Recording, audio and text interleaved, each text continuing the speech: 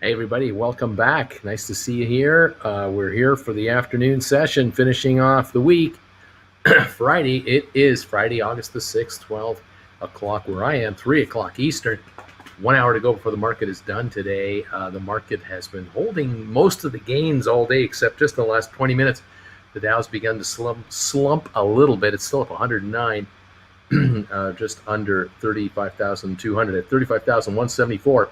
We got S&P up 3 points, and we have NASDAQ up 71.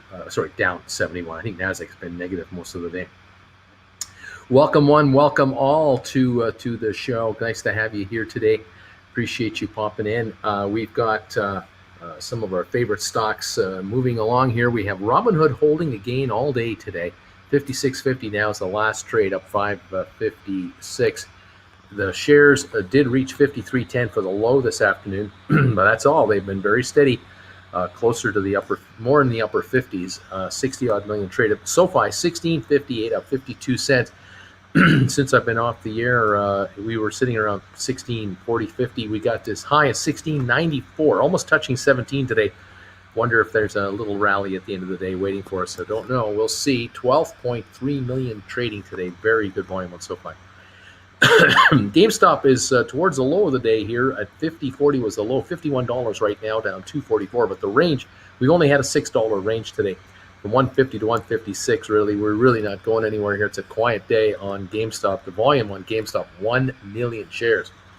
There's nothing happening here. ATI Physical Therapy, it is up, it looks like 8 cents at $4.38. High of the day, 4.49, about 40 minutes ago. 1.3 million shares traded. This is, in a way, it's a good sign in that there's very little volume now on the stock, which means all that panic selling, all that distress that we had last Thursday, Friday, it's all gone. And the shares have basically, whatever had to be sold got sold off. And the low of 281 last week seems to be that's holding, and now we're in the mid fours. And now the question is, can we consolidate from here? AMC down $1.21 to 32.30. Matterport down 17 cents. It's been down almost all day today. Matterport has had very little time in the positive territory. I think right at the opening it was up, and then it was down all day. It was as low as 14.88 around 11.30 today. Got up to just about the break-even line of, what was this right here? This is just about 15.36 or so a share. Right now, 15.21, down 17 cents on a very light 661,000 shares. Now, there are earnings due next week. There's a conference they're going to be at next week. They're going to be doing a lot of promotion next week. We'll have to watch for that. But it's at this point, as of today, we have not had any kind of serious upward push. Just one run to the break-even line, and then we backed off just a bit. 23andMe down a dime. We were positive until about half an hour ago. We had a good run going. We're up to $8.97, almost breaking $9. Now it's at $8.72, and it's down a dime on the day. The range today is not even 30 cents between high and low. 960,000 shares. So this stock is really befuddling all of us. When is this going to get back to 10? Fifth Wall Acquisition down 4 cents. Nothing going on here. Vector was up to start the day as high as 10.47, looking great. Just backed off ever since that, around 10 o'clock. That was it. It's been downhill ever since. We went down to 10.06 just about an hour and a bit ago, 2 hours ago, and we're still at 10.08. We're flatlining down here, nothing happening. Now, Vector, of course, is merging with Rocket Lab, and it could well be that these shares will go nowhere until that deal is done. It's a $10 deal. It happens on the 20th of August. This is the 6th, 2 weeks from today. It could well be that that's going to happen. I don't know. But just as I'm talking to you, like right this second, I'm telling you how the stock has been backing off and backing off and backing up. And it's just now taking a pop up here. Vector was as low as 10.08. It's now 10.15. It just jumped like 7-8 cents. Just to kind of, just to mess with me. I don't know. We'll see what's going on here. So there's not much volume would move this one way or the other at this point. NavSite up a penny at 9.98. Cyxtera teasing us too. High today of 9.19. Broke the $9 barrier like butter, like hot knife through butter. The stock was sitting at around, oh gosh, what was this price? $8.70 a share. about 11:30. Then in 10 minutes, the shares went for a run and went up to 909, and an hour later, 921, roughly. And now here we are at 880, still up 15 cents on 185,000 shares. There is no trading here. There is no volume. This stock is super thin, and I'm just waiting for good news. I know that next week the CEO, president, they will be at two different investor conferences during the week next week. So they are putting their promotion hats on to let the world know who they are, what they're about, what they're doing, and all that. So maybe the shares that had a little anticipation today, I don't know. I got nothing else. Vanek Vector's down $1.61. We have Home Depot down $2.88. IBM breaking our hearts up 132 to 144.08. 144. Got as high as 144.33 today on good old IBM. It's a little better, but not making anyone rich in the option market. But it's a little better. The Dow is up 102 points, and we're not getting too far here. Apple, okay, Microsoft down $1.36. Apple down $1.10. They're kind of weak, just going sideways all day here. Tesla down $15 to $6.99. We did see Tesla this week make it up into the $7, $15, $20 range, $7.15, $7.20, but it's now back to $700. Other stocks after that, Bed Bath & Beyond down 18 cents to 27.44. We got BlackBerry down 19 cents to 10.24. Royal Caribbean is now up 66 cents to 78.76. Low of the day on Royal Caribbean was 76.54. It's come back a couple of bucks. Doesn't belong here, but that's where it's at. Norwegian up 60 cents. Carnival up 42.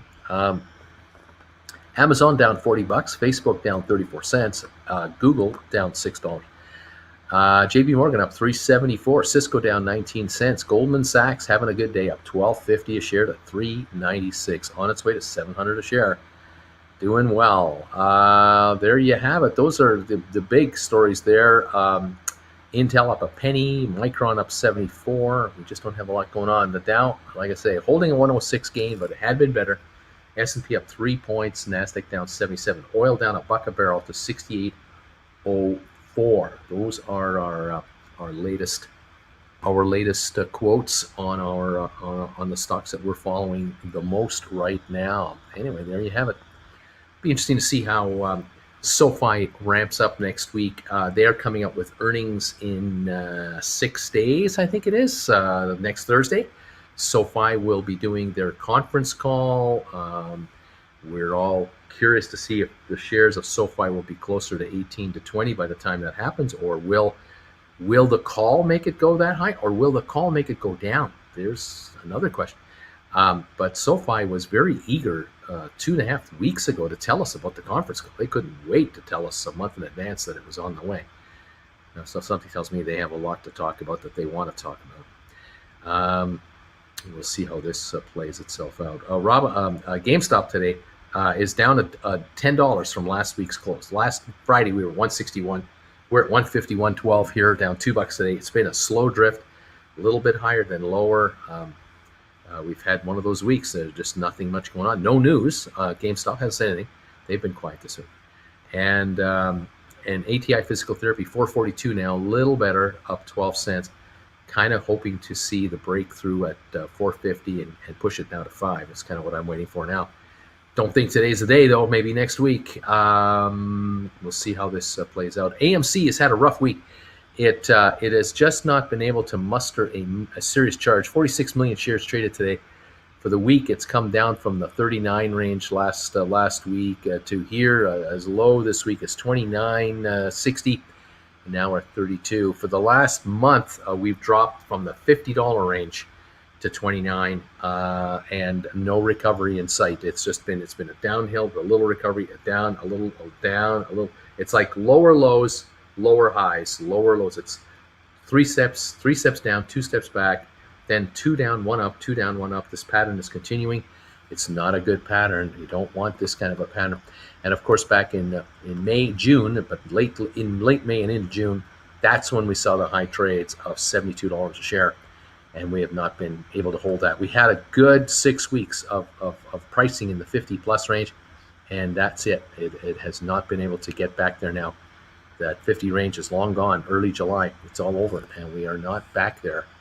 And I don't see it recovering right now because economically they can't make a lot of money right now. They're showing films. They got people in the theaters, yeah, but they can't make any money. They've got too much debt, taking all the revenues off the top or going to the bankers. They got a long way to go. They need to issue more stock, but the shareholders don't want it to happen. So this is all bad news. But hey, the stock is 32. It is not 12. So okay, it's 32 bucks. But definitely not the market leader anymore, and certainly not trading 550 million shares a day anymore. We're not even going to do. I don't think we'll do 65 million today. So we're down to about 1/8 the volume, 1/7 of the volume that the stock had for a while. And without that kind of volume, you're not getting any movement on this stock. Too many hundreds of million shares out there floating around. Okay, there you have it, guys. We're going to see what's going on. Any comments, calls, questions, let me know. I'll see if I can answer them. Thank you, everybody, for popping in here. Today is International Beer Day, they say. Holy moly macaroni. What can I say? Bill, I just bought another 128 more GameStop. There you go. And IBM, just go up $2 more. Zach is saying, just go up $2 more. I mean, don't break my heart. Go up $2 more. And it's all good. 144.09. Go to 146.09. Come on. You know you can do it. Howdy all, says Yippee-ki-yay. How you doing? Nice to see you. I'm closing in on 1,000 shares of GameStop, says Bill Coin. Right on, Bill. Right on. What else is happening here? Hope your ship comes in for you, Island Girl says. Uncle Bruce loves AMC. Really? Okay. Okay. Yeah, is my PC screen frozen? It looks the same as this morning. Everything looks the same. Yeah, we got a couple of greenies, couple of reddies, couple of greenies, couple of reds, just back and forth and back and forth. We're not going anywhere. It is a summer afternoon in August. It is August the 6th, and we're quiet. We've got a 119 point gain on the Dow, a little better now, just a titch better. S&P up 4, but Nasdaq down 70, oil down $1.05. So a lot of talk right now about the job market. That is dominating today's show. There's talk about interest rates. What are they going to do, and all this sort of thing. But the same old stuff is being tossed around again and again and again. But there you have it. There's not a lot of other news to really go over with these markets. Earnings have come out. 87% of all reporting companies reporting profits have beaten analyst expectations. Very good results have come out for those who reported this past week and last week. Very good. I miss those days. Damn it, Jim says, I miss the days when our stocks were up when Bruce spent time pissing off Texas. I miss those days. Oh, man. Anyway, Zach says, Kev, I spend 5 hours a day listening to Master Bruce and watching charts drawn in green and red crayon. What's crazy about that? Highland Girl says, Motley Fool did not place SOFI in their top 20 list. Oh, well, they missed one. BW, every earnings season seems to drop share price. Will it be different for SOFI, even with positive numbers on the 12th? Well, no system is rigged if Hood gives disastrous numbers and still flies high on the 18th. Yes, many of us are sure hoping that SOFI and Matterport have great numbers next week. If not, I may start to get worried about my options. Please, going postal, please, damn it, Jim, don't get him started about Texas. Don't do it. We don't want that. Oh man. Well, we are here. We're looking for any good news anywhere we can find it, but we just don't have a big run going. A couple of stocks have improved this week. We're happy to see Cyxtera a little better off, and Matterport kind of waking up a little bit here. ATIP definitely coming around from 281. We're happy about this. Want to just see more continued improvement. GameStop, it's time for GameStop to have something happen. And now SoFi 1658. Well, we're it sure beats 1450. I'll tell you that. But boy, the 20s are calling. The 20s are calling, and boy, I'd like to make that happen sooner rather than later. Dow now up 121, 122. Dow a little stronger. We have about 45 minutes to go in the day, and NASDAQ is coming back a titch as well. Oh, okay. Apparently, consumer credit rises at the fastest rate in 10 years as Americans give their credit cards a workout. I did hear the other day something about how as more and more stimulus programs peter out, Americans are starting to spend money that they've had saved and are starting to use credit to make purchases again. So a lot of folks have sort of pulled back on expenses to just kind of hoard whatever they had. Now they're loosening up a little bit as the economy is opening up, and people are probably looking at flowing cash now, earning money, then spending it, earning and spending it, that kind of thing. That's only natural considering how long we've been, held up here. We've been, offline for a while. Yeah, interesting. I was just watching, just out of curious, I just happened to see a video that caught my eye. It was a video made by a gentleman that works at a RV dealership in Indiana, the heartland of America, or was it Michigan? Anyway, somewhere in the Midwest. Anyway, he was doing an update for all of his followers. He has a YouTube following, and he wanted to do an update on the state of the RV business. And I found this interesting because this is a dealer talking. This is not a manufacturer talking or anything like that. This is an RV dealer. And the guy was saying that he was walking around the lot with a phone in his hand, so you could see him, and then you could sort of see behind him. And behind him was nothing but a parking lot, like a gigantic, wide open parking lot. And way in the distance, all around the perimeter of his property, he had trailers, sort of one after the other, just going around in a big sort of circle. So the trailers were right near the sidewalk of his dealership, where the road was. And he was basically doing that so that when you drove by his dealership, you saw trailer after trailer after trailer, but behind the trailers was nothing. And he was saying that that his dealership normally would be bringing in 8 to 10 units a day for inventory, 8 to 10 a day, to maintain his inventory of like 400 units. He was getting now 1 to 2 a day, and he walked past one of the rigs that he had. There's a small little trailer, maybe 18-footer. He said, this one right here landed here at 1:13 in the afternoon, and by 1:16 in the afternoon, I had a down payment on it. It's gone. It's already out of here. Sold. I got a waiting list for people who will buy it if this guy's credit doesn't go through. It's over. Unbelievable. He's saying the problem is that he was getting reports from people who follow his channel. They're saying, hey, man, I was at Elkhart, Indiana, where they make a lot of these, they have a lot of manufacturers in that area. Drove by the so-and-so manufacturing place and this one and this one. Their parking lots are full of RVs, trailers, just thousands of them. What's your excuse, or what's your answer to the fact that the manufacturers seem to be sitting on all this inventory and your lot is empty? And he says, I'll tell you the answer. He says, all those trailers that you see sitting there are not completed. They're missing parts. And therein lies the dilemma that manufacturing is having in America right now, Canada too, and in parts of Europe.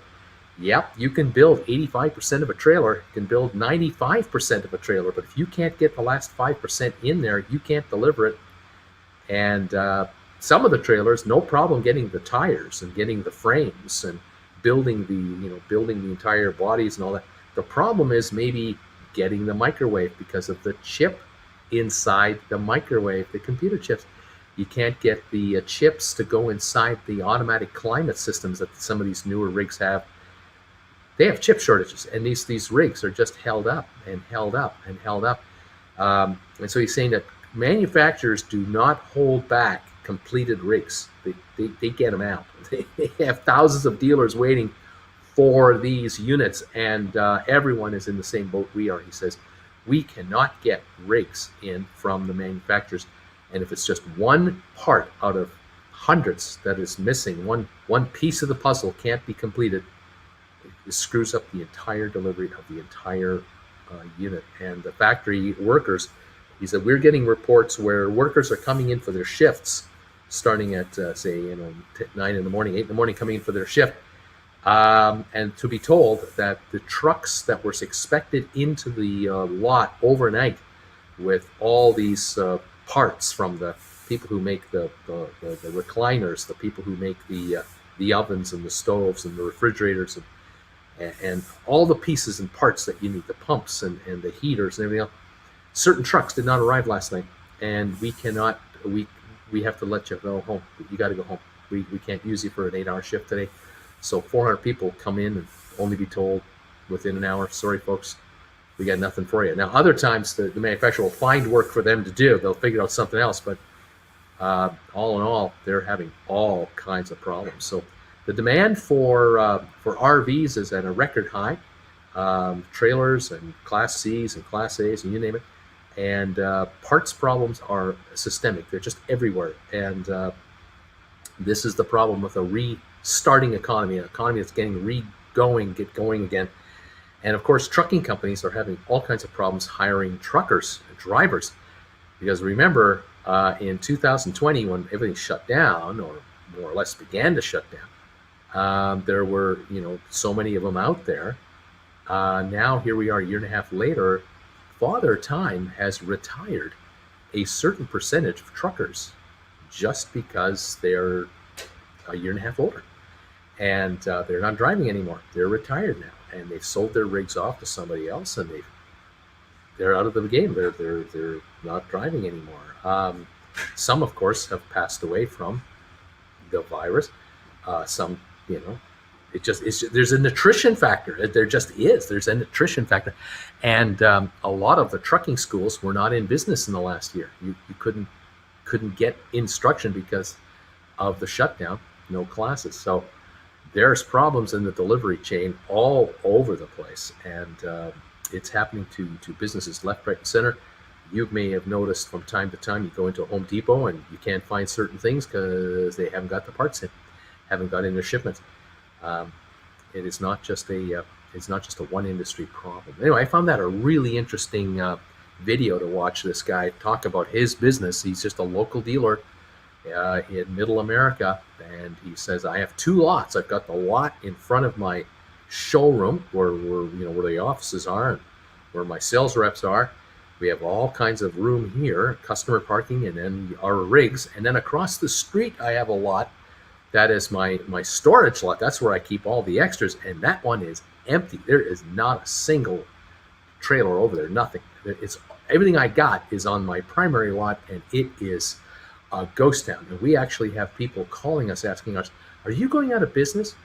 And the guy's going, no, we're open for business. We just don't have any inventory, and we have back orders, and we've got phone numbers of hundreds of customers to call as soon as product comes in, to let them know that, hey, we got that trailer you were looking for, or we have a trailer similar to what you're looking for. You want to come and look at it. Incredible. It's just incredible. So that's what's happening out there. You cannot get the parts. You cannot get full-blown things going on. It's amazing. That is where we're at right now. Anyway, what can I say? Hey, $20 on SOFI would be a great psychological boost for me. Nice, strong, round number. I like it, madam. I like your style. I would feel the same way. Hey, Uncle Bruce, you got one of those Belgian beers in the fridge for beer today? It would be pretty cool to see you crack open a cold one live. No, I won't be doing that. Let's see. If SOFI soars after the call, great. If it drops after the dip, we pick up more. And remember, there's Bank, Charter, and Super Bowl coming up. Yes, sir. It won't be at 16 for very much long. I agree with that. It stays down here. Our number, Uncle Bruce says RV fever. Anti-PC level up, felt good for a minute. Zach, hey, Auntie. I found that plane passenger video, DMZ.com. A big stimulus package coming. Need to rebuild electrical grid and fast charging stations. So there is no electric car future. I agree. going postless. So as long as we won't be at 16, isn't below it again, that would be fine. Let's see. When SOFI was over 20, I bought a $20 strike for January. It was not cheap. I am now down a ton on it. I was up 240. I'm now down 180 on that contract. Going camping in 10 days, heading into the smoke-filled heart of BC. Terrible timing. Bring on the rain. No kidding. We are still, we got smoke everywhere. Sean, selling my 2019 RV. It's worth more than I paid new in 2019. If you can sell it for more than you paid for it, you don't need it. Good move. Good move. Matt, I would be ecstatic if I was only down 180. Try 10 grand. Article, Bruce, some financial networks have been advising to hold through the third and fourth quarter sell-off that usually happens every year around this time. Do you know anything about this sell pattern? You're my boy. I have been in the, I've been through sell-offs in the markets over, a long time. From time to time, I've seen them come and go, but not every year. There isn't like an annual sell-off. There's nothing like that. There are markets that have, good years, bad years, good decades, bad decades, I guess. But this market that we're in here is so liquid with so much available cash. It's pretty tough to have a pullback of any significance when you have as much capital so available for business expansion at such a cheap price. I mean, look at this RV dealer. This is a classic case. We're talking about a guy here who would normally be sitting on 400 units. If his average trailer is $15,000 to $20,000, imagine how many millions of dollars of inventory this guy is turning over every year. And of course, the units come in from the manufacturer. The manufacturer will extend him credit. The manufacturer has borrowed money to build the rig. He's now extending credit to his dealers. The dealers are paying interest to hold these rigs. They're turning around and moving them out the door, rewriting in loans on a single unit at a time, rather than fleet financing when they bring them in. You've got bankers busy all over the place. The problem now is you got an RV dealer with 50 rigs on the lot, or 30 trailers on a lot that can handle 450 trailers. If this guy's doing one sale a day, it's a miracle. I mean, he is not employing his staff, number one. Number two, he is not turning money over. There is no credit going out the door. And think about this, of the millions of RVs out there, the millions and millions of them that are on credit right now, they're all being paid down. Every month, people are making their payment on their existing rigs. And so all this money keeps coming in to the bankers to pay back all these loans for all these RVs. I'm just talking the RV business, let alone the automobile business and everything else. All this cash is coming in. It's not going back out because there is no new turnover. The turnover is 1/10 of normal, if that. And so you've got this cash piling up everywhere that is looking to be lent back out on new RV loans that range anywhere from 5 years to 10 years to 12 years to 18 years. In some cases, you can get up to a 20-year financing package on some of these really big rigs. There's a lot of money that's looking to be lent out over a long, long time. It's just no takers. Buyers can't buy a rig. They can't finance the rig. And so bankers are sitting there going, man, we got no business, man. We got nothing going on. As soon as these rigs are made, they're delivered, they're instantly sold. Now, a lot of people are buying RVs with cash. They're not even borrowing. And that's another problem for bankers, because obviously there's a loan that's not happening. Now, the good news is the housing market is active and has been appreciating. So that's taking cash. Yeah. The automobile business, bad news. Every month, every 2 weeks, weekly, I mean, depending what kind of loan you have on your car, your truck, whatever you have, people are making weekly, bi-weekly, monthly payments on their units. Hundreds of millions of cars are on finance. And these hundreds of millions of loans, like millions and millions of loans every month, are being paid off. And there's a lack of vehicles going out the other direction because of a lack of inventory. There's this imbalance. And so more cash is piling up in banks' vaults. It's all, digital, not going out the door. This is an economy that is just ready to go. I'm ready to go, but can't get started. And the problem, unfortunately, is human behavior is causing this to extend itself when it shouldn't have to.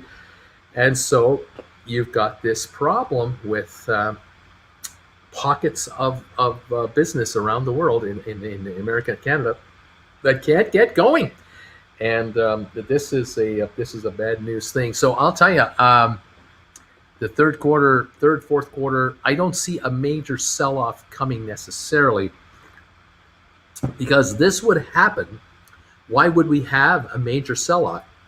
The only reason, one of the reasons, would be a major shortfall of revenue that would be coming across the entire economy. If the U.S. and Canada economy went into a recession, the economy grew at a negative rate, that would be it. If we were reading about all kinds of factory layoffs due to lack of orders, that could cause a sell-off of the stock market. If we could pinpoint what that is, let's say it was interest rates going to 1970s levels, then you could see it for yourself. Or if it was inflation numbers were out of control because oil went from 68 a barrel, where we are now, to 168 a barrel in 3 months due to a worldwide shortage of oil.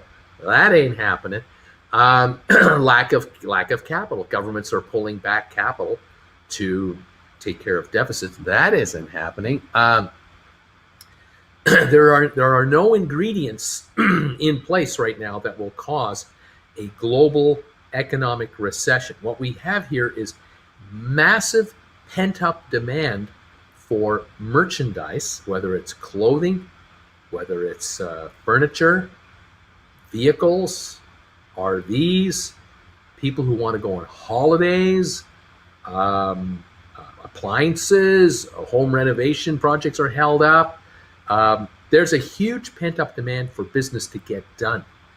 And there are all kinds of reasons for businesses not being able to get to do what they're supposed to be doing. Shortages, delivery shortages, and logistical glitches everywhere. And it's not Canada, US, North America problem. This is global. This is out of Europe. This is out of Asia. This is everywhere. The suppliers can't supply. The assemblers can't assemble. The showrooms can't show off. And so this whole chain continues to be disrupted. Major disruption. There are winners, yes.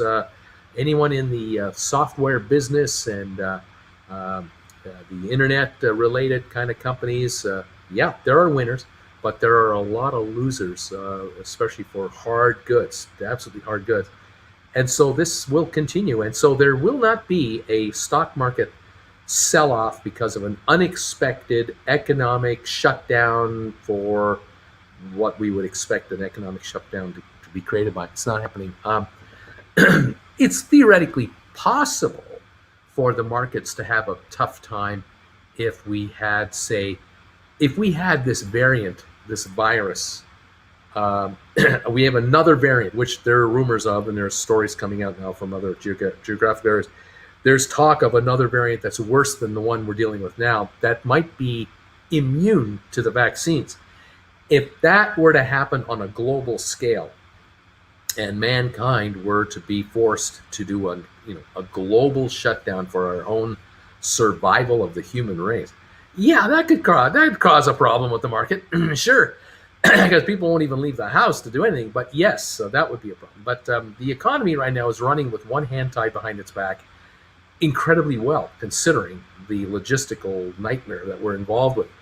And yet we keep on going. We just keep on running along. I'm just amazed that it's my local Tim Hortons. I mean, my own little coffee shop that we have there, which there are thousands of in North America. There are, of course, the McDonald's and the Subways and the DQs and the Burger Kings and the Wendy's and the Arby's. Oh, name your favorite everything, Starbucks, everything.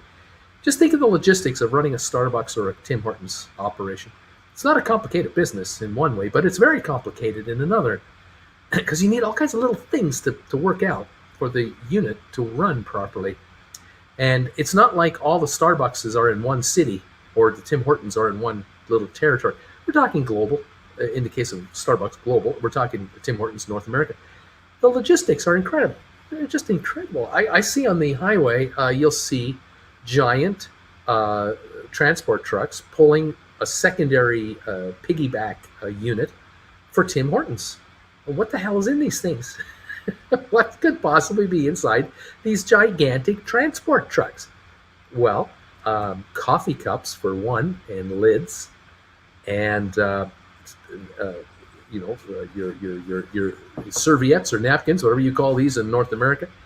The coffee, the ingredients to make more food, the plastic containers that the sandwich comes in or come in, and it just goes on and on and on. And this, these restaurants are just turning over product like you cannot believe. It's stunning to watch a Starbucks in full operation between a drive-through and the folks coming inside the shop. It is stunning how much is coming through.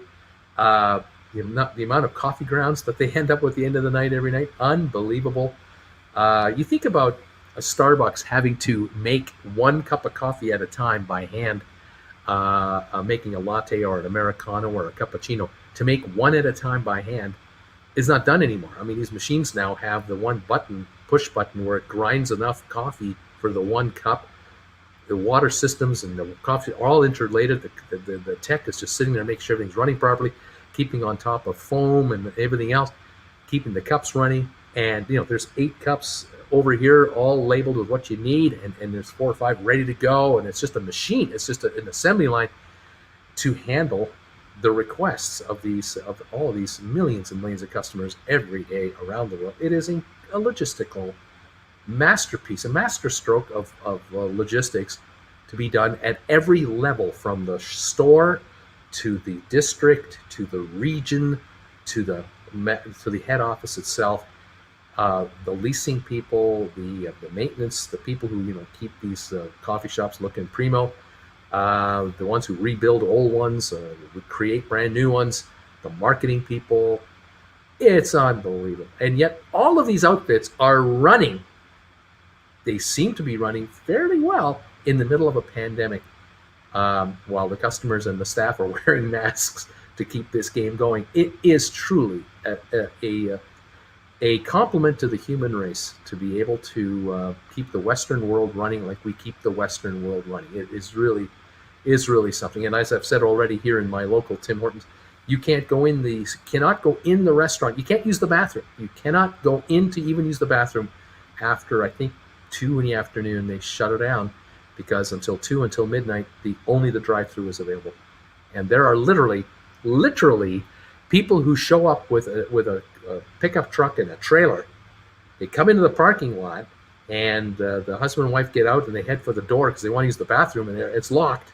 The look of panic, and the wife goes scurrying back to the trailer to use the bathroom in the trailer, which she doesn't want to do, but she can use it. The husband literally stands in between cars in line at the drive-through, and he comes up to the window, and he orders a couple of cups of coffee at the drive-through, and then walks around the building back to his rig to meet up with his wife, and then he uses the bathroom in the rig. Then the motorcyclists arrive. There's like 10 of these guys, 50, 60, 70-year-olds, 50, 60-year-olds with their bikes, their prized possession, their golden wings and everything else, and they park, and they can't go in. And a couple of them decide, I got to pee so bad, I'm driving to a gas station a half a mile away because it's open, and I'm sure I can use the bathroom there. Where others will literally stand in line, leave their bikes parked in the parking lot, stand in line in between cars to use the drive-through. That's what's happening here in Creston. That is how disruptive the variant is, and we are not overwhelmed by the variant, except that our local favorite coffee shop cannot hire another 5 people right now. Five more. That's what they need to keep it open. Can't do it. Can't get them in. Can't get them in. And there are signs with signing bonuses and we're hiring. Not working. Our grocery stores, all with help wanted signs. Every one of them. Our liquor stores, help wanted signs. Anything to do with customer service, help. I mean, the students are off. School's out. Every student in this town wants a job. You got a job. Not a problem. You want to mow lawns for a living in this town? You can make a lot of money mowing lawns for a living. It's a little hot out, though. That's the problem. It's in the 90s, high 90s. Not a fun gig right now. And can you blame the kids for not wanting to mow lawns? I can't blame them. I wouldn't do it. Why would I do that? So amazing, just amazing how this world can function with what we have. But getting back to your third quarter sell-off, I don't think we're getting one. I just don't think we're going to get one. No, Ford plants are stocked with incomplete vehicles waiting for chips. I might faint. Tell them to call Frito-Lay. Good luck on your trip. I hear Zach does sacrifices, maybe rain dances too. I haven't seen a chip shortage with them. They say the vehicle's missing parts sitting in the lot. It's another problem if they start putting the parts in wrong or are defective. Matt, can't lie. I'm a dollar cost averaging to some larger cryptos nowadays. Going postal, you can power stuff with a potato. True story. Yep, I'm building a camper and you can't get windows, AC, and lots of other parts. Can't get them. Can't get backordered. Yep, that's an issue. That's an absolute issue. What do we got going on here? We're at 54.44. We got 19 minutes to go in the day. 54.44 on Robinhood, up 352. SoFi up 60 cents to 16.66.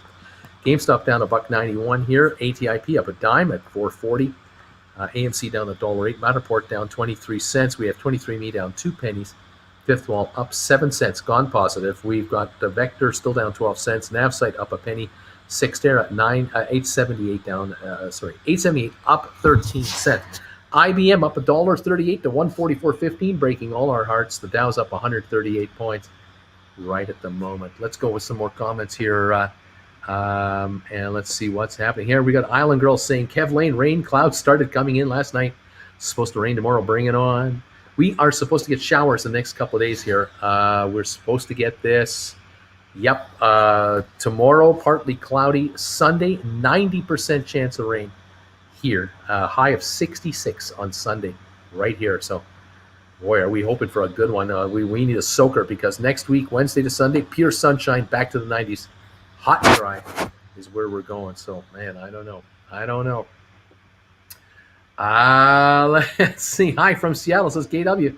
I bought our RV 1 month before COVID announced. We were lucky. Boy, that's good timing. And I don't doubt that a lot of you who were able to score your RVs or your dream car, a month or two before the COVID hit, that you guys are probably still able to sell your units for more than you paid for them because there's just a shortage of this stuff. It's incredible. Yep, and here we go. We're going to go from no inventory, high prices to too much inventory, big discounts. Eventually, it will work out. Billy, you could be right, but it might be several years. This is the thing. I am seeing months and months of disruption still occurring, and this just goes down the line.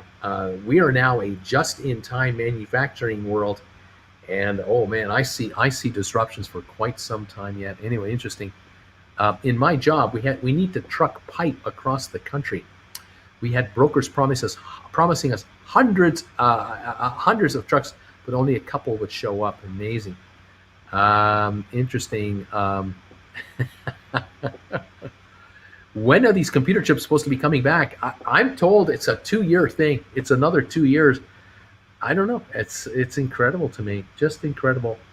Nice V shape on the ME in the last 30 minutes. 23andMe. Well, yeah, it's a little better. We're at 880, still down 2 cents. Come on, ME.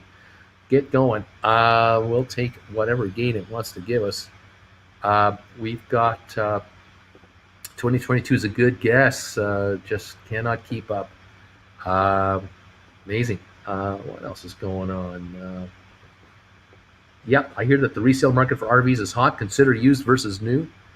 And I put in a buy order at ATIP at 420, and it ran the other way. It doesn't like what you're doing. 439 is where it is. It's time to start flipping RVs, I guess.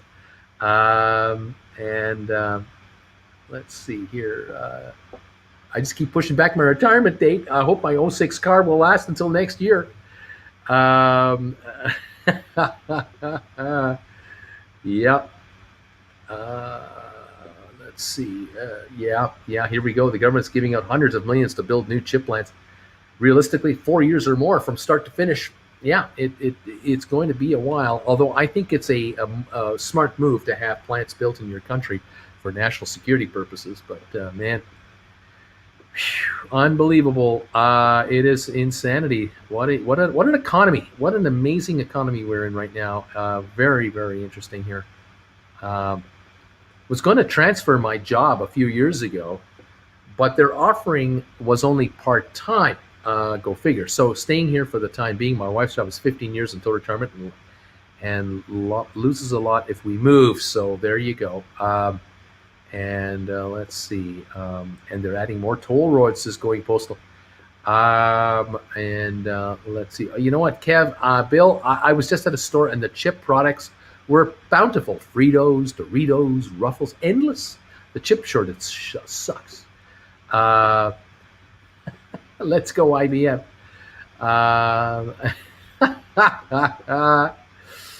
Yes, indeed, kids. Let's see here. Man, oh man, oh man. Yeah, the place still looks like a disaster area from Michael, Panama City, Florida, because of the trees that got decimated. They got whacked so bad a few years ago with that hurricane. Oh man, it was bad. Bad, so bad. Yep, yep, yep, yep. Let's see, what else have we got going through here? Let's see. SoFi, is it going to have a nice run now? 1668. Come on, SoFi. We're down to 14 minutes. I worked at Starbucks through the transition from the expensive Italian tamp steamer machines to the push button ones.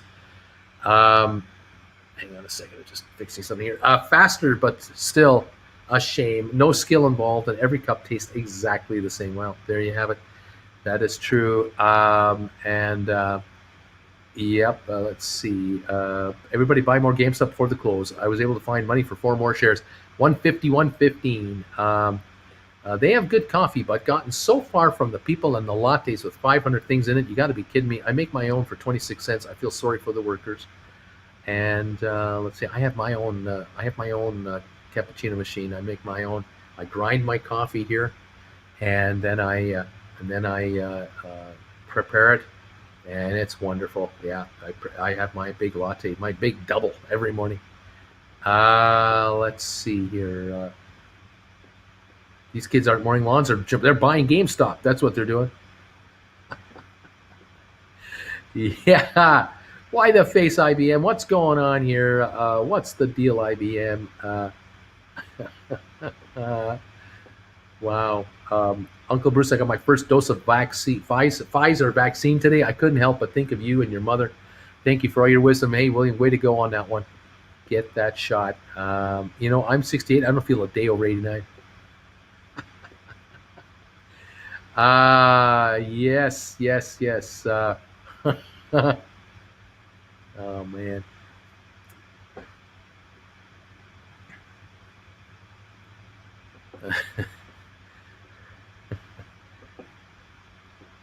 They better build those plants back here and train thousands of people before everyone who remembers how to do it retires or dies of old age.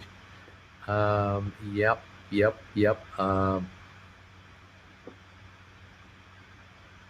we go. If this chip shortage lasts 2 years, then there's no way the electric cars by 2030 can be reached. We can't get there by 2030. 2 years put a ton of sectors, not just automotive, further behind with the demand curve. Not good if true.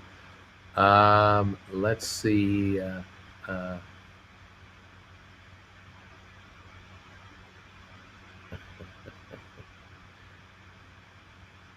Hostergaard, hey, Hostergaard, hey, it's me, the idiot shorting yesterday. Been spending all day helping my father pull down a roof. Good money and used building supplies now. But coming back now, boy, am I glad I sold my shorts. That's right. I'm glad you did too. Let's see. Yep.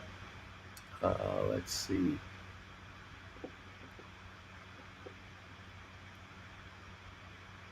Cheddar Stacks, Bruce, hello. I'm at the beautiful Sagamore Resort at Lake George, New York. Tuning in to give everyone best wishes to make money today. Right on, buddy. Carter Cole, I think Uncle Bruce's internet goes bad. Then it buffers minutes behind, so we're totally out of time sync here right now. Interesting. Let's see. Bruce, with the earnings on two big SPACs next week, do you think you could do your show wearing one of those green accounting visors during your broadcast? An old school look could give us luck, you know. They want me to wear costumes now. Yes, I see. Let's see.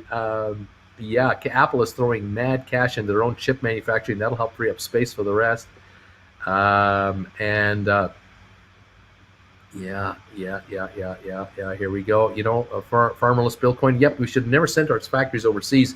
Now we don't even have factories, but skilled labor to work in them is even more lacking, especially the Netherlands. Let's see. Yeah. What? Yeah, we got. I'm up to speed on all your comments. I went and visited my cousin in Germany. This was back in 2015. I visited him, and he gave me a little tour of his hometown of Dortmund in Germany. And he was telling me about the history of Dortmund through his lifetime, through the 50s, the 60s, right up to present day. And he and I are about a year or so apart. And he was telling me how at one time there were like 8 steel plants in the Dortmund area, gigantic steel plants. And he said they're all gone. There are none left. They've all gone. He says 2 of the plants, 2 of the most modern plants, were sold to Chinese investors, and they literally took the plant apart piece by piece and transported the plant to China and reassembled it there. 2 of them. He says, and that was back in the 80s. That was early on when they were desperate to build their business, but they didn't have the technology and know-how to do so. So they literally bought full-blown operating steel plants that at the time in Germany were going to close within a couple of years anyway. They were going to be shut down due to the fact that Germans couldn't produce steel at the price that they could import it for. And so they literally took them apart and shipped them over to China, reassembled them, and ran them over there. Unbelievable. There used to be, I think he told me, as many as 15 breweries brewing beer in the Dortmund area. This would be the 30s, the 40s, the 50s, the 60s, after the war. He says there's maybe 1 plant left. The rest are all gone. The brewery business has completely changed globally. It is inefficient to have all these little small breweries anymore. You can't do it. The changeover has been dramatic. And Dortmund still has 500,000 people. He says, yeah, we've lost a lot of the so-called steel worker type workers. They've retired. They've aged out. That business faded away by the 90s. But they've all been replaced now with a high-tech community. We have the best infrastructure you could want to have light industry, or to produce software, or to produce whatever the new economy wants. And that's what we've done. We just invest. The government of Germany and the state that Dortmund is in invest in infrastructure to reinvent themselves because of changing times. You cannot stop times from changing, but you have to adapt. And so in Dortmund, they've adapted. My cousin, for all of his career, was a stockbroker. He was an investment advisor for his entire career. And he just retired a couple of years ago. Really fascinating getting a ride from him through town, where he would tell me, well, this was this, and this was this, and this used to be that, and they shut this down back here, they shut that down back there. Amazing. Just incredible how that goes. Yeah, let's see.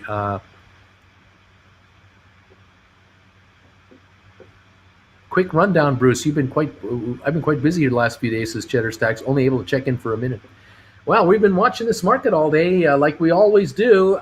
6 minutes to go. We're up 115 points on the Dow, up 3 on the S&P, down 71 on NASDAQ, down $1 a barrel on oil.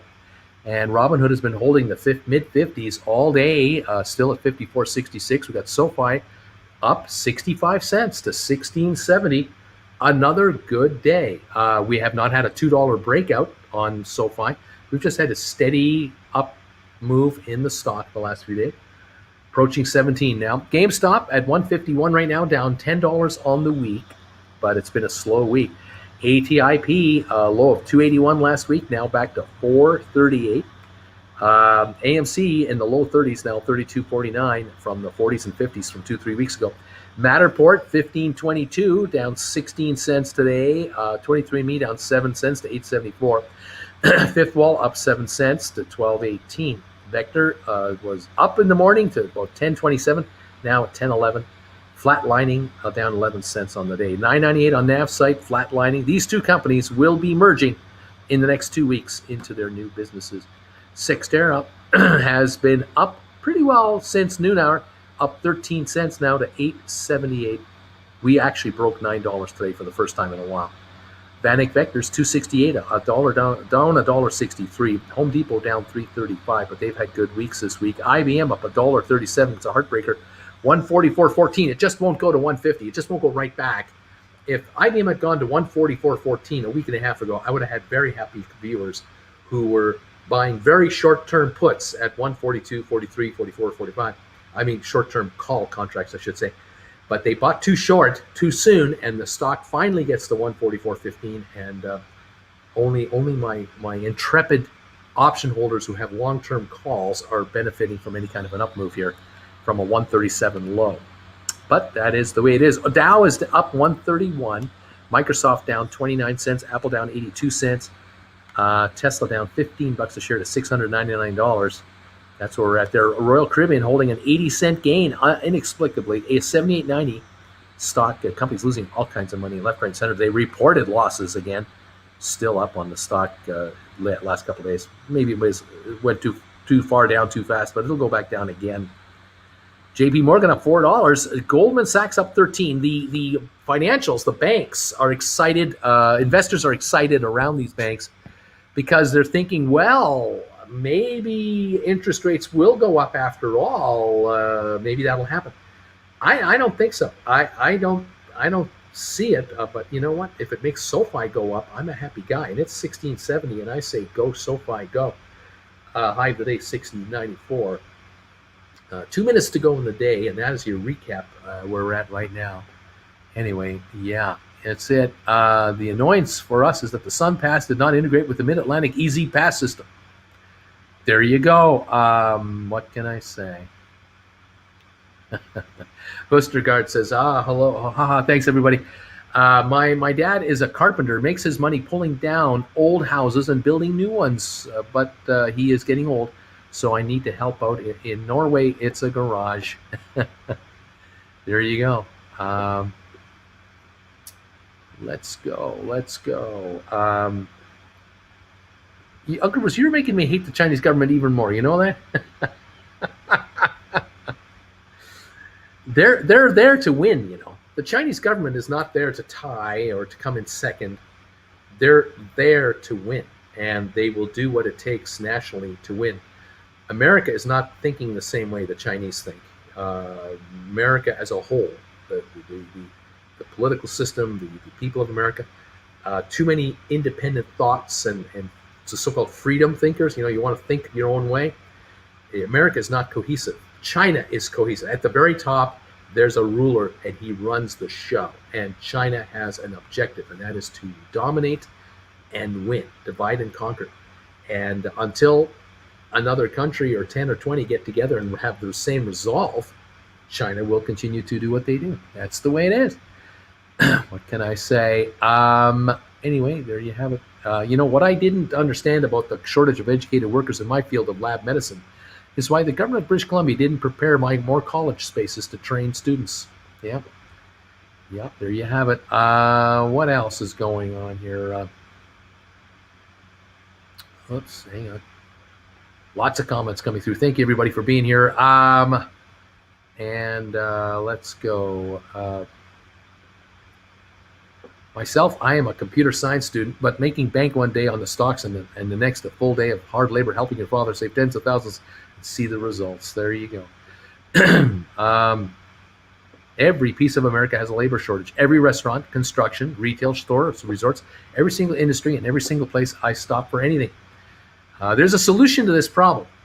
There's an easy solution to America's job woes at the low end. It is so simple, but it is politically impossible to solve. But you know what it is. You know what it is. We're going to have to bring even more foreign workers in to do exactly. Cheryl, thanks. British Selling. I also quit my job, so going self-employed next week. Exciting and scary. There you go. There you go. Yes, indeed. Thank you, everybody, for popping in. 1 minute. We're done. I think the markets are closed. I think we're done for the day. Robinhood closed at 55.01. Yep, we're done. We've got SOFI shutting down at 16.71. We have GameStop at 151.69. ATIP closed at 437. AMC 32.71, down 80 cents on the day with a little recovery at the end. Matterport 15.22, down 16 cents. 23andMe lost 12 cents. Fifth Wall unchanged. Vector down a dime. Navsite up a penny, and Cyxtera up 13 cents. IBM broke everybody's heart. 144.19, up $1.42. Went up, but not enough. We've got the Dow up 144 at the bell. S&P up 7.5. Nasdaq down 59 points. That was the final trading across the board on all of the markets here this week, or today for the week, I suppose. There you go.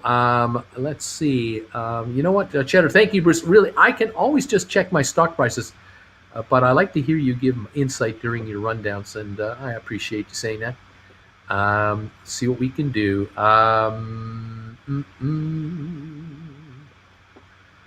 Let's see. Have a good weekend, everybody, says Mentats. Let's go. Let's go. Thank you, everybody. Great comments today, everybody. We appreciate it. Let's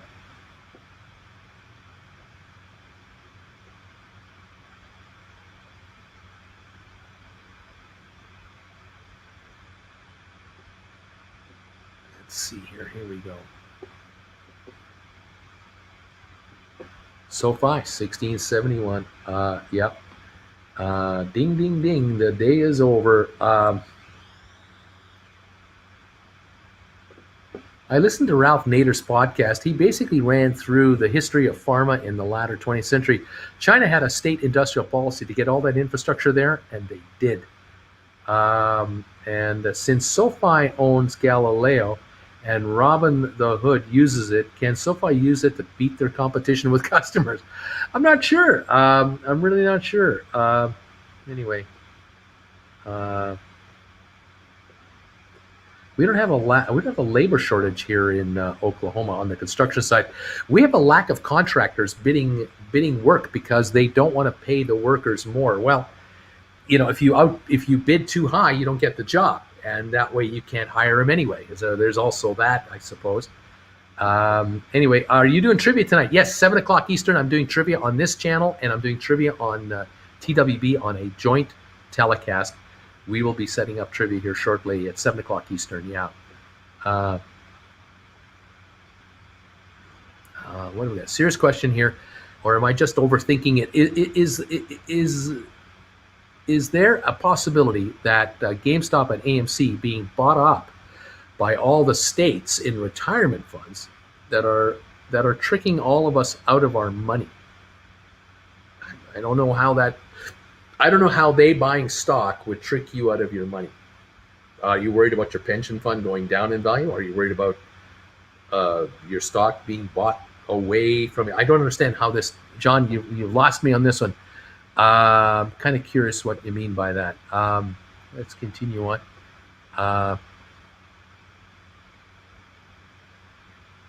Here we go. Zach, if IBM can do this $1 up thing on Monday and Tuesday, I might just get out of this relatively unscathed. Well, Zach, if the stock goes up $1 Monday and Tuesday, you may want to wait till Wednesday, Thursday, and Friday because it might go up $2, and maybe you'll get into the low 150s, and you'll come out more than unscathed. You'll come out ahead because remember, the stock doesn't know where you bought it at. It doesn't care what you paid for it or the options. It has no idea. Anyway, there you go. I had a green week. I'm going to take it, says Drew. Yeah. Yesterday I had 8 Black Hawk helicopters flying over my house. I live in Sacramento area of Florida. It seems suspicious. AB Nader basically said it's our gravest national security threat. There was heart medicine made here that had basically killed 1,000 people. The chemicals that were tainted in China. They cut corners. Yikes. Let's see. Let's go. Let's go. I'm looking forward to writing more covered calls next Monday. I work full time and I make almost as much writing calls. I estimate that next year I'll be making more per week managing this portfolio. Thanks, Uncle B. Way to go, Scott Brewer. Way to go, buddy. It can be done. Absolutely. Well done. Bruce, keep up that sweet talk. The stock's going to go higher. Yeah, let's go, baby. $150 a share. Let's go. IBM to 165. Let's go. Yeah, Uncle Bruce needs some thumbs ups. Help this guy out. We do have 208 thumbs ups today. This is probably the lowest total I think I've had all week. Thank you for those of you who've been brave enough and kind enough to throw a thumbs up my direction. I say cheers to all of you on International Beer Day. Oh, yeah, I'm drinking the caffeine-free Diet Coke, of course, but to all of you having beer on International Beer Day, I say thank you for the thumbs ups. 214 now have come in. 223 have now come in. They're quickly coming in right now. Thank you for these thumbs ups, guys. Get that number up there if you don't mind. We have 26 down. We're not even on a 10-to-1 ratio on a thumbs up to thumbs down ratio. So the thumbs downers are really hitting me, and the thumbs uppers are not coming through today. But if you can find a way to get a thumbs up in here, guys, thank you. 235 now. We're coming on quickly on the thumbs ups. Thank you. If you don't mind, thank you again, everybody. Another interesting week, to say the least. Another interesting week has come through here on this channel and this market. Unbelievable. Thank you all so much for your following me. 251 thumbs ups now. Here we go. 251. We only need 9 more thumbs ups, and we're going to hold a 10-to-1 ratio up versus down. We just need a few more, and we will have succeeded in getting to a 10-to-1 up-down ratio on this channel's thumbs up versus thumbs down ratio right now. We need 4 more thumbs ups, 4 more to get to 260, and there they are. We have 260 thumbs ups, 26 thumbs downs. We got a 10-to-1 going. Now we got to pad that number higher on the upside because someone will inevitably hit us with a thumbs down. And we need 10 more ups just to battle it over. There we go, 270 on the upside now. Thank you for that. We just brought in about 50 thumbs up. There's the 27 thumbs down right there. We're now a 10-to-1. 270 to 27 is the score between the up and the down. What can I say? Thank you all so much. Beer is good for you. Beer is good for me. It's all good.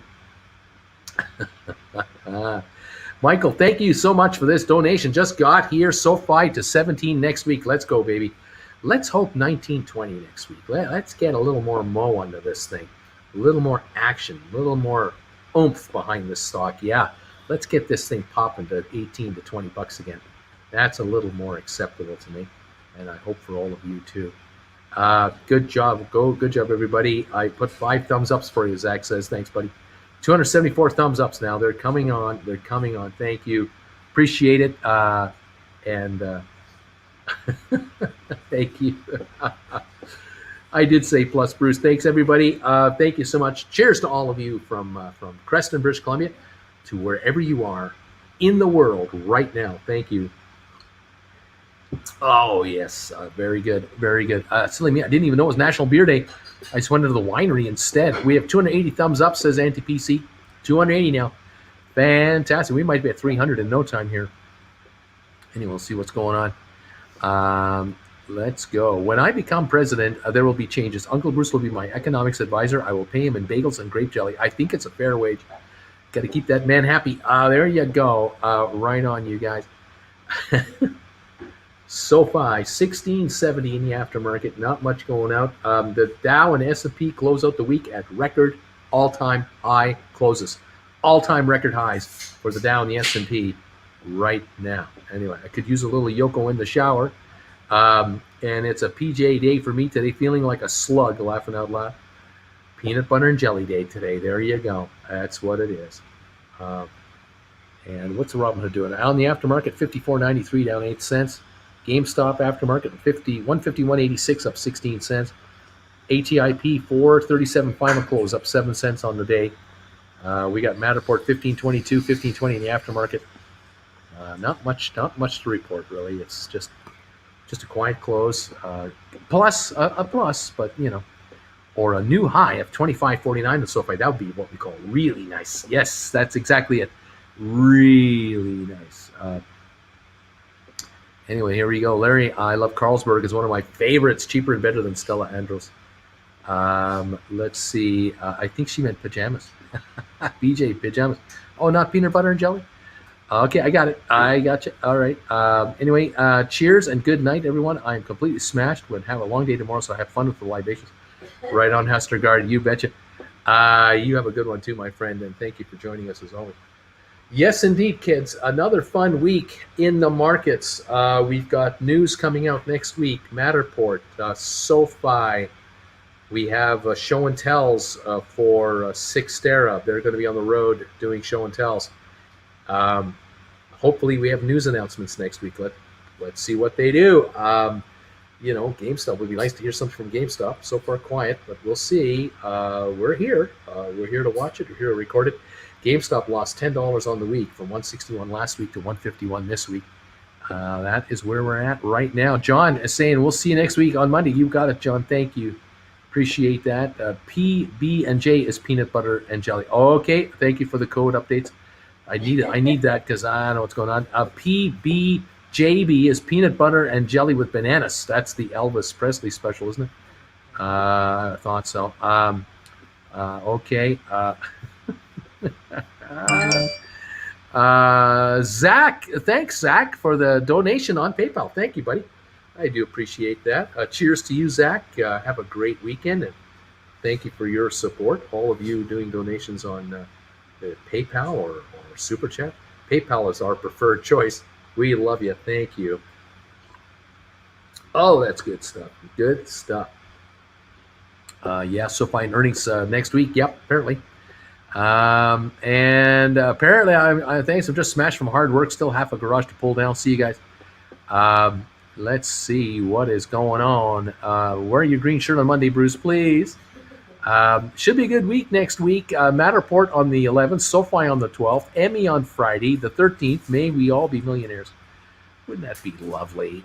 We know the CYXT, I think Tuesday, Wednesday, or Tuesday, Wednesday, and Thursday are doing show and tells with their senior management. So yeah, they're out there promoting. More power to promotion, baby. Yes, indeed. Tell the world what indeed is happening. I'm not doing any classes this weekend. I'm taking this weekend off. I have no private consultations this weekend. I'll be doing classes next week, and I'm slave this week. I'm her slave this weekend. Next weekend, I will have 4 slots open for one-on-ones if anyone wants a one-on-one. That'll be next weekend, Saturday or Sunday. So let me know if you want one of those. Try to schedule in. Oh my gosh! Oh gosh, I'm so tired. Oh my gosh! She started yawning, and now I'm yawning. It's unbelievable. We just can't help it. Zach, because it's Friday. Thank you, Zach. I appreciate that, buddy. Thank you for that donation. Cheers, everybody. Everybody, ME up 2.5% in after hours. Go. Just don't stop. Just keep going. Please, just go. All right. Hi, Jen, says Sharon. And she's saying hello. Let's see. Oh, I got something from Sharon the other day. From not from Sharon, but from Mr. Chapman. I got something from Mr. Chapman the other day, and now I'm looking for it. I don't see it. It's on the table here somewhere. I've got so much paperwork. Oh, I got it. Here it is. Got this envelope the other day from America. See this right here? This came from America, and this came from New Jersey. Hallowed ground. And it came from the Chapmans, and this is cool stuff. It's a letter, a letter hand autographed by Ken Chapman, and what we have here from Kevin. That's right. And thank you. I've got a bookmark. Fatal Infraction, Mike Stoneman thriller number 4. Here's the actual book from Kevin Chapman. Number 4. Sharon's husband. Fatal Attraction, Stoneman. Right at the beginning of football season, it's the Moida mystery on the football field. We now have a bookmark. JETS, Jets. Okay, and I was sent these book plates, autographed from Kevin C. Chapman, which we can put in. We put them right into the book. We just peel one off and put them in each of the books we got. How about that? Is that pretty cool? I'm sending you enclosed book plates with my autograph, so you can paste the plates into the copies of my books that you received from Amazon. Traditionally, the autograph goes on the first inside page with the book title, the page without my author's name, and under the title. This way, you'll have an autographed copy. How about that, eh? So thank you so much, Kevin, for that. That is great. And he's dated it. The date that he autographed it. There it is. Here it is from the author. Look at that. So that makes these worth $1,000 a piece. Right there. Boom. Right there. Just bam. Gotta love that. Ooh, she's giving away information. No, I think you can read that on the jacket. Oh. Okay. Whatever she said, she said. Anyway, thank you guys. There we go. Be very careful with this stuff. This is pretty cool. This is pretty cool. This bookmark right here, that is pretty cool too. Nice. Really nice. Thank you so much, you guys. Appreciate it. You can get these books on Amazon. There are 4 Mike Stolman thriller books out now from Kevin Chapman. And you can look them up anytime. Just look up Kevin Chapman on Facebook, on Amazon. And you can get the hard copy, you can get a Kindle, and you can get a, what's the other version you can get? Kindle, hard copy, audio, ebook. Yeah, you get. You can probably get an audio yeah, book too. yeah, Really yeah. Yeah. Oh yeah, yeah. You get it all. Pretty cool beans. I got the ebook. I like reading. See, there you go. So fantastic. Nice to do. Yes, we're going to take a little break. I get a break from this, but then I'm packing. Oh, he's packing. He's packing, all right. Uncle Bruce is a slave. Oh no, we need an underground railroad from Creston to the U.S. Laughing out loud. Sharing. Oh, they arrived! Yay, they arrived! Yes, indeed. Anyway, there you have it. Yes, Bruce. If the fires get close to your house, turn on the sprinklers. I saw a shot from California last year, and the sprinkler saved his house. Everything else around it was burned. We shouldn't have that problem here. Anyway. Yep. Thank you, everybody. What do we got here? Quality gifts, very nice. And yeah, the Winnipeg don't have the Jets in football. They have the Jets in hockey. The Winnipeg Jets hockey team. Anyway.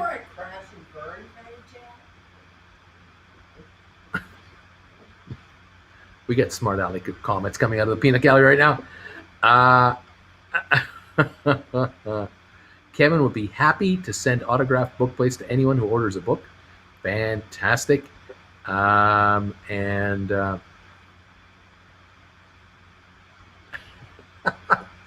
British Shilling. I had a postcard this week. It read, "Dear, having a lovely, weather not so, wish you were, P.S. due to power, cut in hotel, had to write this under a lighthouse." Oh man, oh man.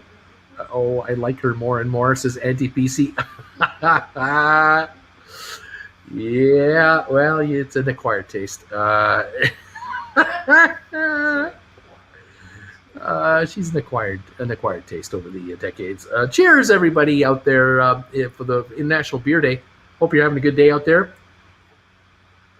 There you go. Enjoying a little libation, I hope. I hope you're enjoying it and you're having a good afternoon. The markets have closed for the week, and we are trying to survive the other side.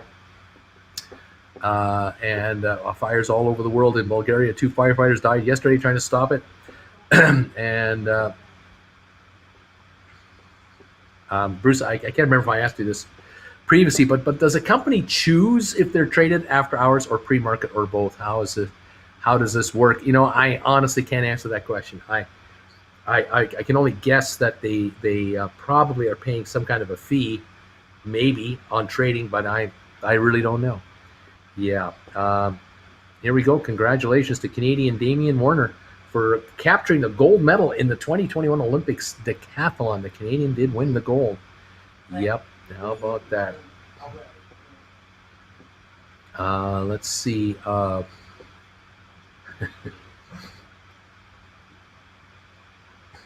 Um, Here we go. Just off the cruise today, Bruce. I wish I could have done a back-to-back cruise. Way to go, Kirk Brunson. Welcome back to land. Nice to hear from you. Sorry it's over. It's so short. It's too short a 1 week cruise, but you did it. Always short. I can't imagine what they're like now. Yeah, they're just in and out. I'm looking forward to hearing from you, Kirk, on how that went. We'll find out. Bruce, my wife was cooking dinner last night and asked for a little peace and quiet. I took all the batteries out of the smoke detectors, and it was nice and quiet. Woo-wee! Yeah, okay. Welcome back, Kirk. Sharon is saying, welcome back from your vacay. Man, living on the edge. Well, he might be a single guy just telling wife jokes. I don't know. Island girl, Kirk, did you get to meet Tony on the ship? Did you get to meet Tony? Greece and Turkey also having problems with fires in their countries, and they do have fires from time to time. Hopefully it's going to be okay. Hopefully they're all safe. Absolutely. Going post, the longest cruise I ever took, 23 days. Still too short. Yeah, there you go. Larry, I need to restock my beer supply. All I have is a La Trappe quadrupel. Tonight is going to be dangerous. Oh, tough times out there. I have no idea what like what we call a growler. I don't know. Kirk Brunson, by the way, Bruce, I met Tony and posted pics and videos. Right on, man. Good stuff. Fantastic. That is great. Glad you met Tony. And Mr. Seneca, I'm glad thanks for reminding, Bruce. I was so busy, I forgot to give you thumbs up. They are coming your way right now. Thank you so much for those. Join us tonight, 7 o'clock Eastern, for live trivia on this channel. If you're a member of this channel, come on in. And if you're a member of Traveling with Bruce, come on over there. We will be on at 7 o'clock Eastern for live trivia tonight. Most turkey fires are caused by too much oil in the deep fryer. Ah, yes, there you go. Larry says it means a really strong beer, laughing out loud, that kind of beer he has. David, Bruce, what's your favorite cruise line to sail on? How many have you been on? 7 different cruises with Princess, Norwegian, Holland America, Royal Caribbean. At least those guys. I've enjoyed all my cruises, but I can't tell you the favorite because I haven't done them all yet. So I've got a long list of cruise lines to go on yet. What can I say? Eddie saying, Alien, yes, Spain has deployed several Army airplanes out there to help on fires. I guess until someone here burns something up. And my brother did a 6-month cruise in 91, somehow ended up in a war. That's weird. My adult son is making dinner tonight. That's kind of nice. Tony, as in crud in his mouse, Tony? No, not that one, no. Michael, amazing. I was a big Messier fan growing up. Are we moving up to the 80s playlist tonight? Oh, I'm not telling you about the trivia tonight. Tony from Lolita Loca is who we're talking about. Yeah, crud in the mouse was Larry, not Tony. Michael, a huge Leach fan. I also have a personal autograph from him. I played defense. I love cruising, says Flesh Infection. Love cruising. 13 cruises so far. 1 Princess, 3 Holland America, 9 NCL. Right on. Yeah, asking Bruce about his favorite cruise. That's like asking a parent which kid he likes the most. Yeah, I know what you mean. Yes. Larry, Kev says, Larry, those beers have the potential of making you wake up with sore wrists and a court date. Number 4, Mama says that alligators are ornery because they got all them teeth but no toothbrush. Okay. Yes, Larry is the one who said that about Tony or something like that. Yes, Larry is the one who said that about Tony. That's true. Larry did. Yeah. Cheers, everybody. Have another drink of your libation today. Thank you for joining us here. Yes. Getting through Friday afternoon after another week of trading and waiting to see what's going to happen next, following all kinds of stock trading activity and everything else. Thank you all for your following of this channel and popping in to see Jennifer and I and hanging out. We love it, and we appreciate it. I'm super bummed that David Krejci is moving back to Czech with his family. And let's see here. Are there cruises to Antarctica? Yes, there are. Uncle Bruce, did you see the article about the Carnival cruise recently with the COVID outbreak? It was posted on your Facebook page. I have heard several cruises lately with outbreaks. Larry, I keep my mouses crud free. Yes, that plural of computer mouse is mouses. Zach, I went on one cruise as a kid. Costa Cruise from Vancouver to Alaska. Super fun. Alien, all good night. Going postal, I like them too. I like them all too. Prefer smaller ships. Better service, I think. Dave, super bummed. BW, hearing that somebody's kid was making dinner for him tonight. Did Jen Jr. do that when she was home visiting and give the Queen of Bagels a break?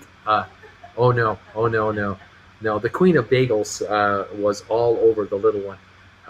There was the little one was getting the royal treatment to encourage her to come back. Although can't come back anymore. We're out of here. What was that? There was one Christmas where her living boyfriend at the time gave her a cookbook, and it was like cooking dinner for dummies. This is a former boyfriend. And he was like, she had possibly mentioned that, I got to learn how to make dinner. And so he thought this was a thoughtful gift. And the look on her face. First, are you saying I can't cook? Or second, are you just calling me a dummy? There's no win there here. Was no win. There's no win. No, there was no chance of being a referee in that one. That made for a bad Christmas. Yeah, that took the Christmas spirit right out of Christmas there, right there. It's one of those looks you remember. It's like, the look of death. The look of death. Yes. You got some splaining to do, Lucy. I remember one Christmas, one of her boyfriends gave her, this is many years ago, gave her a necklace or a bracelet or something, and she jumped right on his lap and was so happy. Yeah, but you give her a cookbook, Cooking for Dummies. There ain't no jumping on your lap here, buddy. No, there's maybe a kick in your butt, but there is no jumping on your lap. No. Yeah, how not to have a happy Christmas. How not to have a happy Christmas. That's right. Are there... No, I won't. There might be children. If you have a chance to take a Mediterranean cruise to Italy, get off in Naples and take an excursion to Pompeii. Greatest time of all.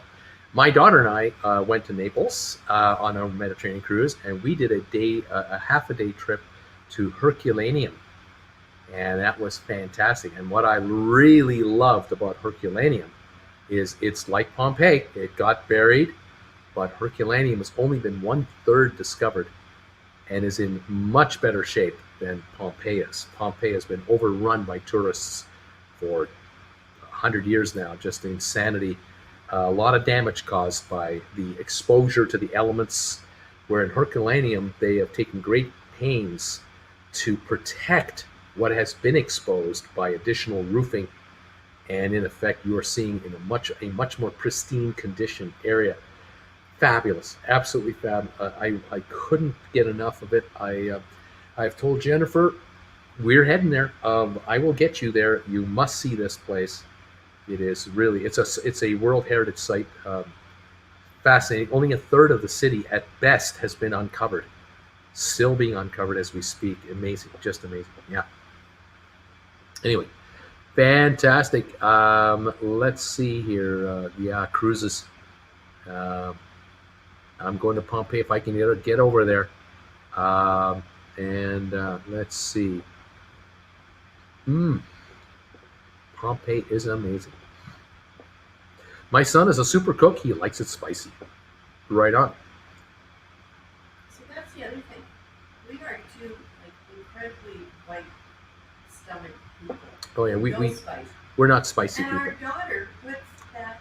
She's a spicy. She loves spicy foods. We're totally the opposite. We are totally the opposite. Yeah, we are not spicy at all. Yeah. How many beers did Jen have today? None. Going postal, we did a European whirlwind cruise. One of my favorite highlights was an excursion in Germany where the tour guide showed us how to sneak into the bathrooms without paying. Laughing out loud. Yeah, okay. God. They charge to pee. Yes, they do.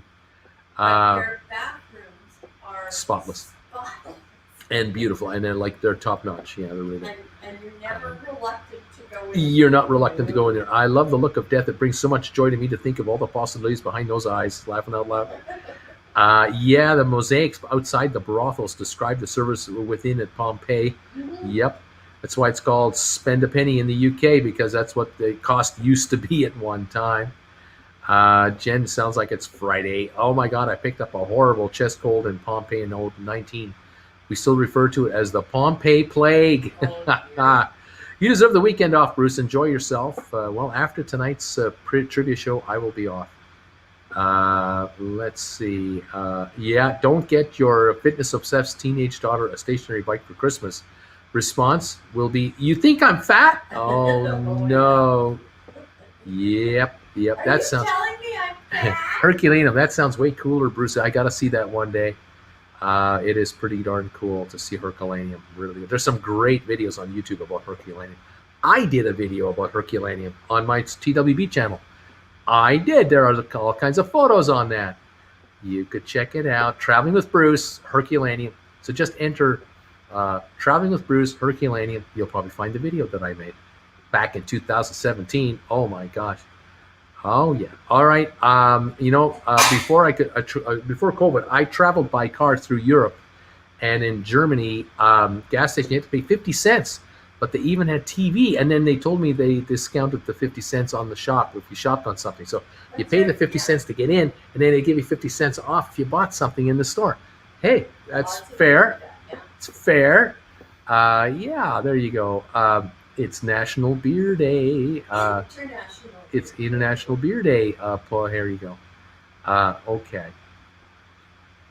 We paid to pee in London, and the bathrooms were disgusting. Don't know what I paid for. Oh, yeah, they're not that great.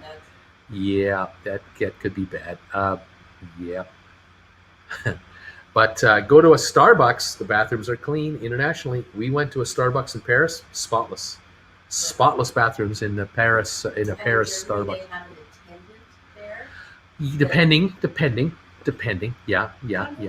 That's right. Oh, got it. I'm going to look this up after the show. I'm going to check out your Herculaneum video after the show is over. Check it out. Uncle Bruce, your stories remind me of the stories my world history professor in college used to tell. He was a funny guy too. There you go. Is that like funny ha-ha? Funny ha-ha or funny? straight? Yeah. There you go. Cheers, Jen, from Eddie. Yeah, my daughter and I had a wonderful cruise in the Mediterranean back in 2008. Naples was fabulous. Rome, we did the bus tour in from the port, and we did the tour with the Colosseum, and we had lunch at a restaurant a block away from the Colosseum. Great. Then the Vatican. We did the next day. We did Pisa and Florence. Fantastic. That was a great day too. Included a lunch at a restaurant. Very nice. And then we did a Monte Carlo, Monaco, half a day excursion. Very nice. Enjoyed that. Yeah, we enjoyed ourselves. Great Mediterranean cruise. Loved it. Don't ever use Penn Station bathrooms. Don't be doing that. Oh, Don't be doing that. No. no, we did that at the Port Authority, down in New York. That's Penn Station. Oh, is that Penn Yeah, Station? that's Yeah. Port Authority. Port Authority is nearby. Meet people there You'll never meet anywhere else. that in my, at that time, 5 decades, I had never met before. Stop talking about this. It's killing me, says Anti-PC. I did a video about Florence and Pisa. If you want to see my video about Florence and Pisa, you can check out that video. I did a video about I did do a video about Monte Carlo. You can check my video out on that. I love it. I love it. You want That to live there. I want to live there. I want to go to there. I want to go to Want to go to there? Yes. Anyway, Uncle Bruce, if you sold a put and it expired in the money, do they always sell you the stock at strike price, or do they not sometimes? You might be. It just depends on the brokerage firm. I can't answer this question with authority. I just can't. You're going to have to, look into this on your own. If you're an option trader, some brokerage firms will basically sell you out at the value of the contract to just cash you out. But some don't do anything, and I don't know what the deal is with exercise. I don't know how that works unless you're into it. Each firm is different. That's why I can't answer. Port Authority cleaner laughing out loud. Island Girl, British Shilling, disappointed in the pubs in London. Assume most are owned by the same company. Most are exactly the same. Don't get me wrong, I would go back in a heartbeat. Eddie, Jen needs to do a show on your channel, but only showing her hands. Carlos, it's been over a year since I've been in Penn Station. I know for sure it's got to be worse now. My buddy works nearby. It's a homeless camp at this point. Yikes. Yeah. I remember the first time I was in New York with my business partner, 1989. No. No. 87, 86. Anyway, it was rough. It was rough, and you'd be walking along a street, and there would be an abandoned, empty store for lease, covered in dust on the windows. Now, obviously, it's been empty a while, with a homeless one or two guys sleeping in the foyer of that building, right at the front door. And then 2 doors down would be a very high-end store, high-end clothing store, beautiful, with nothing in the front, nobody in the front. And then 2 more doors down, another empty store with homeless people lying on cardboard or under blankets in the lobby area, in the front area. And then the next building over would be a bank, the bank of a Saudi Arabian bank or Bank of China or whatever, and it would be gleaming. The differences were just stunning from billions to nothing. Absolutely amazing. But that was then. I remember being in London when our daughter was 12, and that's the first time she really experienced homeless people that didn't have the availability of a bathroom. So they were doing what they had to do on the street. And it was a real life lesson. That was an eye-opener for her. Yeah. She'd never seen anything like that before. Yeah, exactly. Yeah. Coming from the bubble of the Caribbean to that, it was a harsh life lesson. It was surprising. When I get over there, I'm going to England first, then Paris, then finish up in Italy, doing Rome, Florence, Pisa, Pompeii, and finally Venice. There you go. Eddie reminds me of the movie Shock to the System with Michael Caine. Island Girl, going postal. My husband's favorite place in London was the Whiskey Exchange. He spent 2 hours in there. I can imagine. 2 hours. That's it. Never got his tongue wet. Never got his tongue wet. To be fair, today's New York City is much cleaner than the 80s. I agree. We have been back since. But it's been a while now. Rose's Pizza is gone from Pen 2. Many a drunk slice will be missed, and the giant beer served by well-endowed Dominican beauties. Zach, British Shilling, that listed building joke was so smooth. It wasn't noticed. I got it, though. Okay. Uncle Bruce, I am doing a straddle on Hood. I figured the volatility will be good for a long straddle. There you go. There's something. Yes, 22-ounce Blue Point beers with a straw. Oh, my. Oh my. No. Oh, my, Zach. Gee, thanks. Yikes. Jennifer recommends against it. Jennifer doesn't recommend having beer. Oh, laughing out loud. I lived in Isle of Dogs in London, and they still had family-run pubs, but very few. Yeah, we were in London. Jennifer and Jennifer Jr. and I. It was one of the best meals we had. In the year 2000. And I was amazed at the time.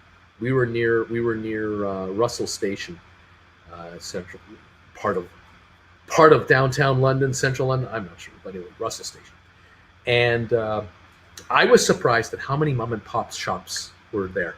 I was surprised on the street level, mom and pop shops like travel agencies and corner restaurants and collectibles. And, we used to go for breakfast. Yep. I was amazed. I was just amazed. Yeah, really. Because in Canada, mom and pops were long gone. They had been blown away by malls. We had Sunday dinner at a club with 3 different kinds of potatoes. That was in It Bath, was awesome. Bath, England, a neighborhood pub. Fantastic. The best meal we had in England.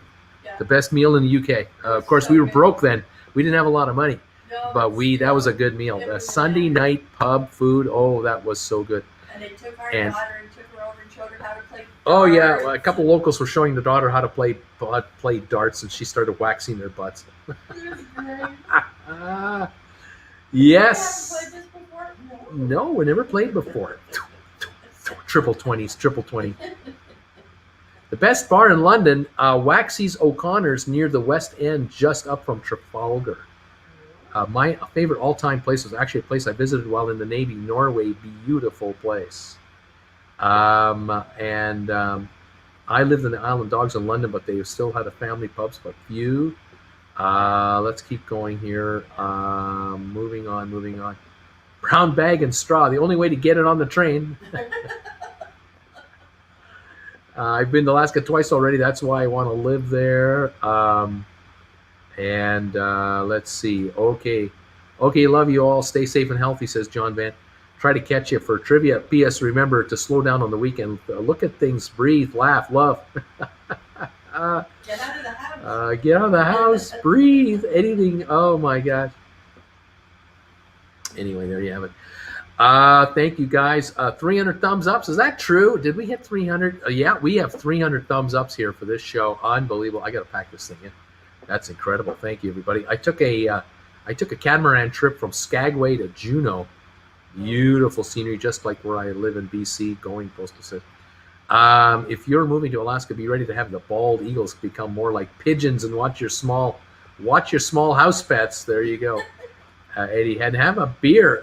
301. We have bald-headed eagles here. In this town? Yeah, remember we went to the border the one time and Oh yeah. they take the roadkill and give it to the eagles. So That's right. One of the border guards, they grabbed some roadkill, like some deer got it, and they threw it onto a farmer's field next to the border station, and they were watching the bald eagles come down and chomp it up, tearing it apart, taking pieces to their nests and stuff. We got a mated pair of bald eagles there. We got a mated pair up at Crawford Bay. Yeah, they're around here. They're around here.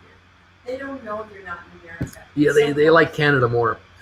We apologize for the poor meat. Hey, Uncle Bruce, off topic, but how long till Matterport has a weekly options? I don't know. That's a decision I can't tell you about because it's not in my purview. It's Chicago. It's all Chicago. Sooner or later, it's the only answer I can give you. Yeah, 306 thumbs ups. Andy PC's telling me, thank you, everybody. Hey, Uncle Bruce, off topic, but how long till Matterport has weekly options? I think I've read that one before. 306 thumbs ups. Hey, Uncle Bruce, how long till Matterport's weekly options? I'm in a time warp. Hey, Uncle Bruce. I'm in big trouble now. It's Groundhog Day. It's Groundhog Day. I'm Bill Murray. Hey, guys, thank you for being here today. Thank you for being here all week. Thank you for being here, period. Love you guys. Have a great weekend, and we'll catch up with you Monday morning at 8:30. Let's see how the markets want to start things off here. We got bald eagles, but more often we see the vultures cleaning the carcasses here. Yeah, you're not going to have a beer, Bruce? No, they're going to have a beer. My flatmate told me I'm a schizophrenic, but I don't have a flatmate, so that's telling him. Yeah, I don't know. What does he know? What does he know? If you have a chance to drive from the border of BC to Skagway, Alaska, gorgeous subalpine area. We'll let you guys say you have a good meat from Canada when you start producing real bacon. Okay. Oh. Right. Take care. Catch you tonight. All right. We'll see you at 7 o'clock Eastern if you're going to join me for trivia. Have a good one in the meantime. We'll see you at 8:30 on Monday, everybody. Thanks for being here. Cheers to all of you around the world on International Beer Day. Thank you for the thumbs ups, and you guys take care. We'll talk to you real soon. Enjoy your weekend. Check out my lessons, and thank you all so much. We'll see you soon. Goodbye for now from Creston, British Columbia. Have a good weekend. Thank you, guys. Skagway has a great brewing company. See you soon. See you trivia tonight. Thank you, guys. You take care. We'll see you. Good night, folks. More weekend. Canadian bacon is some good stuff. Can't make eggs Benedict without it. Thanks, Uncle Bruce and Jen. See you soon. And Kev Lane, cheers. All right, guys. I'll talk to you later. Bye for now.